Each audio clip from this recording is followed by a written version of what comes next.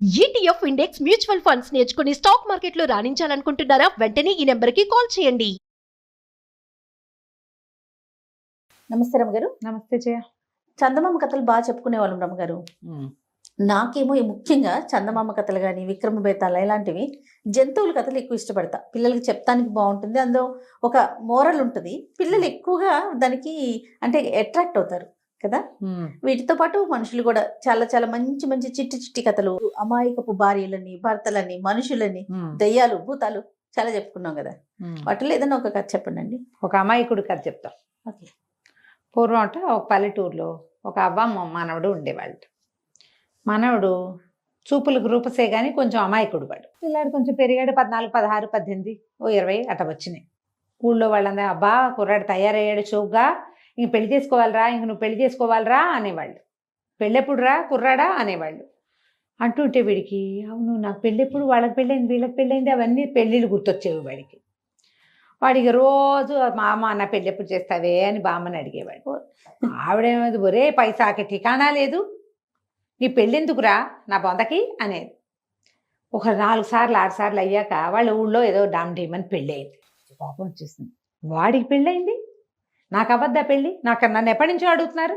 వాడిని పోయి అడిగాడు, ఎరా ఎందుకురా పెళ్లి చేసుకున్నావు అంటే ఊళ్ళో వాళ్ళందరూ చేసుకో అన్నారు, అందుకని చేసుకున్నాను అన్న. ఊళ్ళో వాళ్ళు ఈ మధ్య మొదలు పెట్టారు వాడిని పెళ్లి చేసుకోమని, నన్ను ఏనాటి నుంచో అంటున్నారు. మామూలుగా చూడు 12, 14 ఉన్న పిల్లల్ని కూడా పల్లెటూళ్ళల్లో అడిగే మనడా పెళ్ళెప్పుడురా, పిల్లాడు కొంచెం కాలు సాగితే చాలు అదే ప్రశ్న. ఆడపిల్లలు కూడా అలాగే అడిగేవాళ్ళు. పాతకాల ప్రశ్నలు ఇప్పుడు ఎవరు అడుగుతున్నారు? 30 ఏళ్ళ వాళ్ళని కూడా పెళ్ళి అడగలేము మనం. పెళ్ళెప్పుడు అనగానే వాళ్ళు ఇంత ఎత్తున ఎగిరి మన మీద పడతారు. అవును.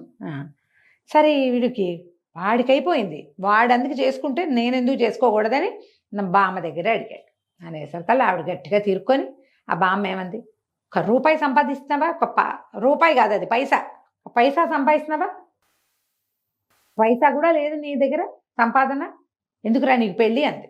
అనగానే కుర్రాడు బాగా ఆలోచించి, వెంగళప్ప వాడి పేరు, పైసా తెస్తే పెళ్లి చేస్తావా బామ్మ, నిజం చెప్పు అన్నాడు. అతే ముందు పైసాదే పిచ్చి వెధవా అంది ఆవిడ. ఇలాగే మాట్లాడతారు.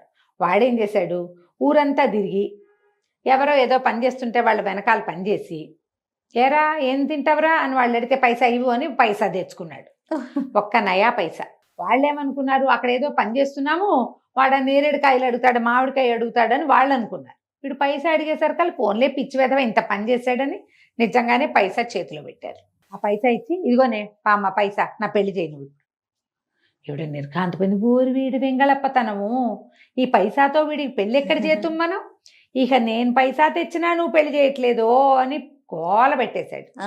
ఆవిడేం చేసింది, సరే చూద్దామని వీడిని ఎక్కడికో బయటికి పంపించి పక్కన ఎండుగడ్డి మేట్లు అవి ఉంటాయి వాళ్ళకి పల్లెటూళ్ళల్లో, అవే కదా, ఒక గడకర్రకి గడ్డి చుట్టి అలాగా ఒక బొమ్మలాగా చేసి దానికి తన పాత చీరోడు చుట్టి గదిలో వాళ్ళ ఇల్లు పూరు గుడిసెలు, పాత రోజుల్లో గుడిసె ఎట్లా ఉండేవి, ఇలా దీనిలాగా ఉండేవి. ఒంటినిట్రాటి పాకలకి లోపలికి వెలుతురు రాదు ఎక్కువ, దీపం పెడితేనే వెలుతురు. పగటిపూట ఎర్రగా ఎండ కాస్తుంటే కొంచెం వెలుగు ఉంటుంది, సాయంకాలం అయితే కనుచీకటే చిన్న బుడ్డి దీపం పెట్టుకుంటే ఏదో తెలుస్తుంది, మనిషి ఉన్నట్టు కనపడుతుంది.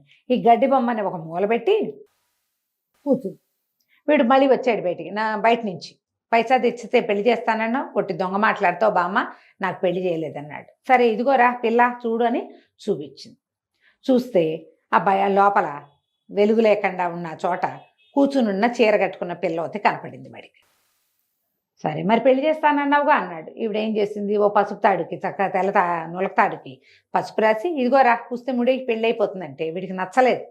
ఇదేం పెళ్ళి, మామూలుగా పెళ్ళి అయితే ఎంత డామ్ డీమ్ డిస్కాన్ అవ్వాలి, పెళ్ళి డాములు లేవు డీములు లేవు, ఇట పెళ్లి చేస్తోందని పోట్టాడాడు. ఇట పిచ్చి పెళ్ళి నేను చేసుకోను అన్నాడు. చేసుకోనంటే బామ్మంది, నువ్వు పైసాకి పెళ్ళంటే ఇంతే, నువ్వు తెచ్చింది ఒక పైసా, దీనికి ఇటాగే పెళ్ళవుతుంది, కావాలంటే చేసుకో లేకపోతే మానేసేయమంది. సరే ఏదో ఒకటి పెళ్లి చేసుకోవద్దు సరేనని ఆ బొమ్మ మెళ్ళలో పుస్తే మూడేశాడు. కాసేపు అటు ఇటు తిరిగాడు, ఆనందించాడు, బామ్మ అన్నం పెడితే తిన్నాడు, వెళ్ళిపోయాడు. అయిందా, సరే సాయంకాలం మళ్ళీ వచ్చాక పెళ్ళాంతో మాట్లాడదాం అనుకున్నాడు. ఆ బొమ్మతో ఎంత పలకరించినా అది మాట్లాడలేదు. ఏమిటిది మాట్లాడటం లేదు, సూరిగాడు సుబ్బిగాడు వెంకు వీళ్ళంతా చెప్పారు పెళ్ళాం మొదట మాట్లాడదు కానీ తర్వాత కబుర్లు చెప్తుందని. కొత్తల్లో ఎవరు మాట్లాడతారు, ఆడపిల్లలు, పాతకాలం ఆడపిల్లలు సిగ్గుపడి చచ్చి మాట్లాడేవాళ్ళు కాదు, మొగుడంటే సిగ్గుతోటి. ఇది కూడా సిగ్గుపడుతోంది అనుకున్నాడు. ఓ పూట ఆగాడు. రెండో పూట చూసినా అది మాట్లాడిపోయేసరికల్లా వీడికి ఒళ్ళు మండిపోయింది. ఇదేం పెళ్ళి, ఇదేం పెళ్ళాం, మాట వింటలేదని చెప్పి మూల నుంచి ఒక కర్ర తీసి దబి దబి అని 2 కొట్టి గడ్డి బొమ్మని నువ్వు దెబ్బలు తింటే కానీ నీకు బుద్ధి వచ్చేలాగా లేదని కొట్టేశాడు. కొట్టేసి బయటికి వెళ్ళిపోయాడు. ఈ మహామయ్య దొరికిందే ఛాన్స్ అని చటుక్కున ఆ బొమ్మను ఊడదీసేసి తీసిపోయి గడ్డిని తగలబెట్టేసింది. వీడికి పాపం జాలేసింది. అయ్యో అయ్యో పెళ్ళాన్ని కొట్టేనే అని ఆ ఫ్రెండ్ని ఈ ఫ్రెండ్ని కనుక్కున్నాడు. పెళ్ళాన్ని కొడితే మళ్ళీ బతిలాడుకోవాలని వాళ్ళు తెలియజేశారు. ఓహో ఇది మరీ బాగుందని వీడు మళ్ళీ వచ్చాడు. వచ్చి బామ్మ మా లోపలికి వెళ్ళాడు. చూస్తే లేదు అక్కడ. మా ఆవిడేదే అన్నాడు. అనేసరికల్లా నువ్వు కొట్టావు కదా, అది ఇంకా కూర్చుంటుందా, వాళ్ళ ఇంటికి పోయింది, వదిలేరా అది మనకే అంది. అనగానే వీడు ఎవరెవరా, నేను రూపాయి పైసా సంపాదించి పెళ్లి చేసుకుంటే వద్దంటావా, నువ్వు వద్దంటే ఏట, వాళ్ళ ఇల్లు ఎక్కడో చెప్పు, నేను వెళ్ళి తీసుకొచ్చుకుంటాను అని మొదలుపెట్టాడు. ఇక వాడా పాట మానలా. ఓ పూట 2 పూట్లు టలాయించింది బామ్మ. వాడెక్కడ ఆగుతాడు? వాడు ఆగటం లేదు. వాడికి పెళ్ళం కావాలి ఇప్పుడు అర్జెంటుగా. సరే వీడు బాగా ఆలోచించి ఆ పై ఊళ్ళోకి వెళ్ళరా, ఏ ఇల్లు నేస్తున్నారో ఆ ఇల్లే వాళ్ళదని చెప్పింది. ఈ వెంగళప్ప ముందు ఒక ఊరు వెళ్ళాడు. ఆ ఊళ్ళో ఎక్కడ నేయట్లేదు ఇల్లు. ఇప్పుడు ఇల్లు నేసే ఊరు కావాలి మనకి. పై ఊళ్ళో అంటే ఏ పై ఊళ్ళోనో, ఏ పై ఊరే అన్నాడు. ఆ పై ఊరు అంటుంది బామ్మ. అది ఈ పైన ఆ పైన 5-6 పైనలు ఉన్నాయి, ఏ పైనో తెలియదు. వీడు ఒక్కో ఊరు తిరగటం మొదలుపెట్టాడు. ఈ తీరా వాడు ఒక 4 ఊళ్ళు తిరిగాక ఒక ఊళ్ళో ఇల్లంతా పీకి కింద పెట్టి ఇల్లు నేసుకుంటున్నారు వాళ్ళు, పెంకులు నేస్తున్నారు. అమ్మయ్య ఇదే మన అత్తవారిల్లు అని తెలుసుకున్నాడు వీడు. గబగబా వాళ్ళ ఇంటికి వెళ్ళాడు. వీడు చక్కగా బలమైన పిల్లాడు, ఎత్తుగా ఉన్నాడు, ముక్కు మూతి బాగానే ఉండి కొంచెం తింగరాడు అంతే. వాడు గబగబా లోపలికి వెళ్ళి మా ఆవిడేది అని కేకలు పెట్టాడు. ఆ ఇల్లంతా ఓడబెక్కుని కింద పెట్టుకున్నారు. అన్నీ గోడలే కదా ఉంటాయి, ఇంట్లో అందరు తెరిపిగా మనుషులు తిరుగుతున్నారు. వాళ్ళు తెలవారు, ఎవరబ్బాయి నువ్వు అన్నారు. మా ఆవిడ మీ దగ్గర ఉండిపోయింది కదా, తీసుకెళ్ళటానికి వచ్చాను, నా పెళ్ళాన్ని నాకు ఇస్తే నేను వెళ్ళిపోతాను అన్నాడు. వీడు నేను ఒక ఆవిడికి మా ఇంట్లో తాళి కట్టాను, దాన్ని నేను కొట్టాను, అవన్నీ ఏం చెప్పటల్లా, మా ఆవిడ మీ ఇంట్లో ఉంది నాకు ఇచ్చేయండి నేను వెళ్ళిపోతాను. ఆ ఇంట్లో ఒక కథ ఉంది, పాత కథ. వాళ్ళిద్దరు అన్నదమ్ములు, ఒక చెల్లెలు. ఆ పిల్లకి 11వ ఏటో 13వ ఏటో పెళ్లి కుదిర్చారు.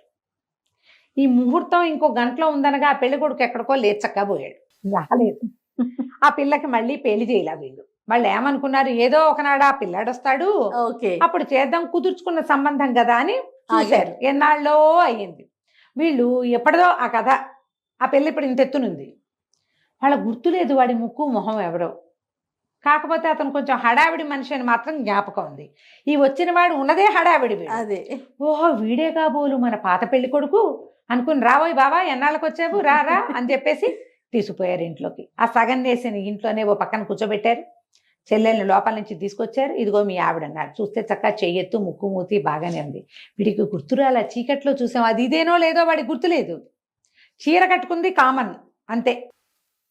వాళ్ళు ఏమన్నారు, సరే ఆవాళ్ళు ఏదో సగంలో ఆగిపోయింది కదా, పసుపు తాడు ఏదో ముడేయించేద్దాం గుళ్ళో అని మా పద్ధతి ప్రకారం గుళ్ళో ముడేయిస్తామన్నారు. వీడేమనుకున్నాడు, ఇది కూడా పాయింటే, ఎందుకంటే మన ఇంట్లో చీకట్లో నేను బామ్మ ఇద్దరమే ఉన్నాం, వీళ్ళు ఇప్పుడు 4-5 ఉన్నారు, పంతులు గారు ఉంటాడు, అక్షింతలు వేస్తారు, బాగుందిగా సరే అన్నాడు. గుళ్ళోకి వెళ్ళారు, పెళ్లి చేసుకున్నారు. సూపర్. వాళ్ళు చక్కగా పెట్టే బేడా సర్ది, కాస్త పసుపు కుంకుమ 2 కావిళ్ళకి ఎత్తి, ఓ 2 చాకళ్ళని ఇచ్చి వీళ్ళింటి పంపించేశారు. అమ్మయ్య వెళ్ళిపోయింది చెల్లెలని. ఊళ్ళో అందరూ ఆ పిల్లని అట్టాగే ఉంచుకున్నారు. అన్నదమ్ములు 2 పెళ్లి చేసుకుని పిల్లల్ని కన్నారు అని తిట్టిపోసేవారు. ఇక్కడ ఆ గోల్ లేదు, హాయిగా దాని మొగుడు వచ్చాడు, దాన్ని తీసుకుపోయాడు. కుదుర్చుకున్న పెళ్ళంటే సగం పెళ్ళైపోయినట్టేగా. ఈ బామ్మ వీడు ఆ ఊరు ఈ ఊరు తిరగబోయాడు, వెర్రివెధవ ఎంగళప్ప ఎప్పుడో ఒకప్పుడు తిరిగి వస్తాడు అనుకునేది. తీరా చూస్తే మంది మార్బలం, చాకళ్ళు, కావిళ్ళు, పసుపు కుంకాలు, చక్క చిలకలాగా కాలిపొడుగ్గా ఉన్న ఒక పిల్లని వెంబడి పెట్టుకుని మనవడు వచ్చేసరికి ఆశ్చర్యం, ఊరిని పైసాతో బాగానే చేసుకున్నాడే పెళ్లి వీడు. సరే ఏముంది, చుట్టుపక్కల వాళ్ళందరూ వచ్చి ఆహాహా చక్కగా మనవడు అందమైన పిల్లని తెచ్చాడు, ఇకనేమి మంచి పిల్లలు కలుగుతారని అందరూ ఓహో అన్నారు. ఆ పిల్లని లోపల ప్రవేశపెట్టుకుంది. పొరపాటును కూడా వీడు వాడు కాదని ఆవిడ చెప్పలేదు, వీడు వాడేనా అని ఆ అమ్మాయి అడగలేదు. హాయిగా కుదిరిపోయింది. సుఖంగా పెళ్లి చేసుకుని జామని కాపురం చేసి చక్కగా ఉన్నారు. పక్క ఊళ్ళో సంపన్నులు మరి కాదని కొంచెం పర్వాలేదు, వాళ్ళు కూడా ఏవో 4-5 ఎకరాల పొలాలు ఇప్పించి మెల్లిగా కమతాలు చేయించి కుర్రాన్ని లైన్లో పెట్టారు. పిల్ల మంచి పని మంత్రాలు, అన్నయ్య ఇళ్లలో బాగా పనులు చేస్తున్న పిల్ల కదా, చక్కగా అది సంసారం దిద్దుకుంది. కథ కంచికి మనం ఇంటికి.